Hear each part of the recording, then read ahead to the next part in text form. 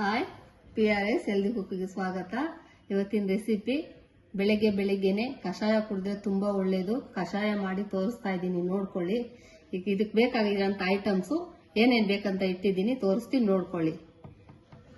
ಬೆಲ್ಲ, ಸಕ್ಕರೆ ಯಾವುದೇ ಕಾರಣಕ್ಕೂ ಹಾಕೊಳ್ಳೋಕೆ ಹೋಗಬೇಡಿ. ಕಲ್ ಸಕ್ಕರೆನೂ ಬೇಡ, ಬೆಲ್ಲನೇ ಹಾಕೊಳ್ಳಿ.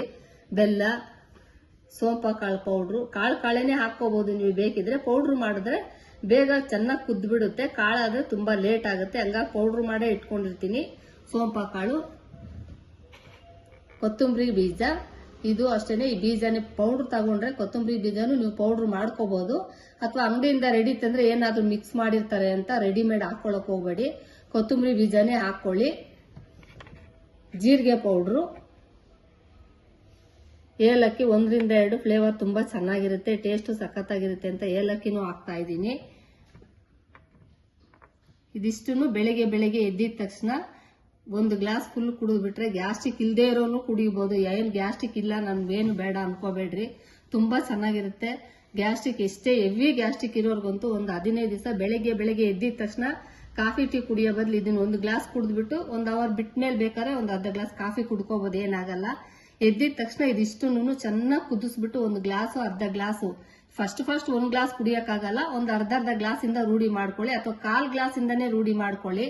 ಆಮೇಲೆ ನಿಮ್ಗೆ ಬೇಕು ಅನ್ಸುತ್ತೆ. ಎಷ್ಟೇ ಗ್ಯಾಸ್ಟ್ರಿಕ್ ಪ್ರಾಬ್ಲಮ್ ಇದ್ರೂ 1.5 ತಿಂಗಳು 2 ತಿಂಗಳೊಳಗಡೆ ಫುಲ್ ಕಡಿಮೆ ಆಗೋಗುತ್ತೆ. ಎಷ್ಟು ಹೆಲ್ತ್ ವೆಯ್ಟ್ ಜಾಸ್ತಿ ಇದ್ರೂ ಕಡಿಮೆನೂ ಆಗ್ತಾ ಇದೀನಿ. ನಾನೆಲ್ಲ ಅದೇ ರೆಸಿಪಿಗಳೇ ತೋರಿಸ್ತಾ ಇದ್ದೀನಿ, ಫಾಲೋ ಮಾಡ್ಕೊಂಡ್ ಬನ್ನಿ. ಫಾಲೋ ಮಾಡದೆ ಇರಬೇಡಿ, ನೋಡಿ. ಬೇಕಿದ್ರೆ ಈಗ ಇದನ್ನ ಹೇಗೆ ಕಷಾಯ ಮಾಡಿ ತೋರಿಸೋದು ಅಂತ ತೋರಿಸ್ತೀನಿ, ನೋಡ್ಕೊಳ್ಳಿರಂತೆ ಬನ್ನಿ. ನೋಡಿ, ನಾನಿಲ್ಲಿ ದೊಡ್ಡ ಗ್ಲಾಸ್ ಅಲ್ಲಿ 1 ಗ್ಲಾಸ್ ತುಂಬಾ ನೀರ್ ಹಾಕ್ತಾ ಇದ್ದೀನಿ. ಇದು ಕುದ್ದು ಅರ್ಧ ಗ್ಲಾಸೇ ಬರ್ಬೇಕು ರೀ. ಸುಮ್ನೆ ಕುದ್ದಿದ ತಕ್ಷಣ ಎತ್ಕೊಂಡ್ಬಿಡ್ಬೇಡಿ, ಚೆನ್ನಾಗಿ ಕುದ್ಬಿಟ್ಟು ಅದರ ರಸ ಎಲ್ಲ ಅದಕ್ಕೆ ಬಿಟ್ಕೊಬಿಡ್ಬೇಕು. ನೋಡಿ, 1 ಗ್ಲಾಸ್ ನೀರಿಗೆ 1-2 ಸ್ಪೂನ್ ಅಷ್ಟು ಬೆಲ್ಲ ಹಾಕ್ತಾ ಇದ್ದೀನಿ. ಯಾವ ಕಾರಣಕ್ಕೂ ಸಕ್ಕರೆ ಆಗ್ಲಿ ಕಲ್ ಸಕ್ಕರೆ ಆಗ್ಲಿ ಏನು ಹಾಕೋಬೇಡಿ, ಬೆಲ್ಲನೇ ಹಾಕೋಬೇಕು ಇದಕ್ಕೆ. ಕೊತ್ತಂಬರಿ ಬೀಜ ಹಾಕ್ತಾ ಇದ್ದೀನಿ, ಎಲ್ಲ ಒಟ್ಟಿಗೆನೆ ಹಾಕೊಂಡ್ಬಿಡಿ. ಜೀರಿಗೆ ಪೌಡರ್ ಹಾಕ್ತಾ ಇದ್ದೀನಿ,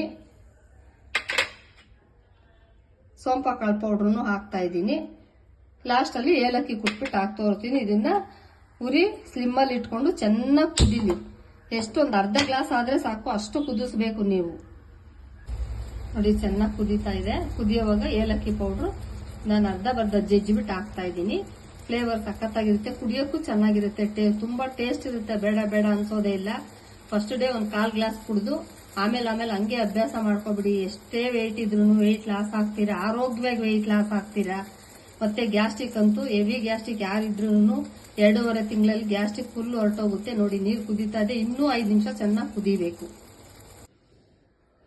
ನೋಡಿ, ಎಲ್ಲ ಮಿಕ್ಸ್ ಪೌಡರ್ ಹಾಕ್ಬಿಟ್ಟು ಕಷಾಯ ರೆಡಿ ಆಗಿದೆ. ಡೈಲಿ ಎದ್ದಿದ ತಕ್ಷಣ 1/4 ಗ್ಲಾಸ್ ಇಂದ ಅಭ್ಯಾಸ ಮಾಡ್ಕೊಂಡು 1 ಗ್ಲಾಸ್ ಕುಡಿದ್ಬಿಡಿ. ಒಂದು ಇಷ್ಟುದ್ದ ಗ್ಲಾಸ್ ಅಲ್ದಿದ್ರು ನೀವು ಕಾಫಿ ಕುಡಿತೀರಲ್ಲ, ಅದರಲ್ಲೇ 1 ಗ್ಲಾಸ್ ಕುಡ್ಕೊಂತ ಬನ್ನಿ. 1.5 ತಿಂಗಳಲ್ಲಿ ಎಷ್ಟೇ ವೆಯ್ಟ್ ಇದ್ರು ವೆಯ್ಟ್ ಲಾಸ್ ಆಗ್ತೀರಾ, ಎಷ್ಟೇ ಗ್ಯಾಸ್ಟ್ರಿಕ್ ಇದ್ರು ಗ್ಯಾಸ್ಟ್ರಿಕ್ ಹೋಗುತ್ತೆ ಅಂತ ಪ್ರತಿ ಸಲ ಹೇಳ್ತಾನೆ ಇದ್ದೀನಿ. ಇವತ್ತು ಸಿಂಪಲ್ ಆಗಿ ವಿಡಿಯೋ ರೆಡಿ ಮಾಡಿದ್ದೀನಿ, ಸಿಂಪಲ್ ರೆಸಿಪಿನೇ ತೋರಿಸ್ತಾ ಇದ್ದೀನಿ. ಇದೇನಪ್ಪ ಇಷ್ಟು ಸಿಂಪಲ್ ಅನ್ಕೋಬೇಡಿ. ಹೆಲ್ತ್ಗೆ ಯಾವ್ದು ಒಳ್ಳೇದೋ ಅದನ್ನೇ ತೋರಿಸ್ತಾ ಇದ್ದೀನಿ. ನೀವು ನೋಡಿ ಕುಡಿದ್ಬಿಟ್ಟು ಲೈಕ್ ಮಾಡಿ, ಶೇರ್ ಮಾಡಿ, ಸಬ್ಸ್ಕ್ರೈಬ್ ಆಗೋದು ಮರಿಬೇಡಿ. ಸಬ್ಸ್ಕ್ರೈಬ್ ಆಗಿ. Okay, bye, thank you.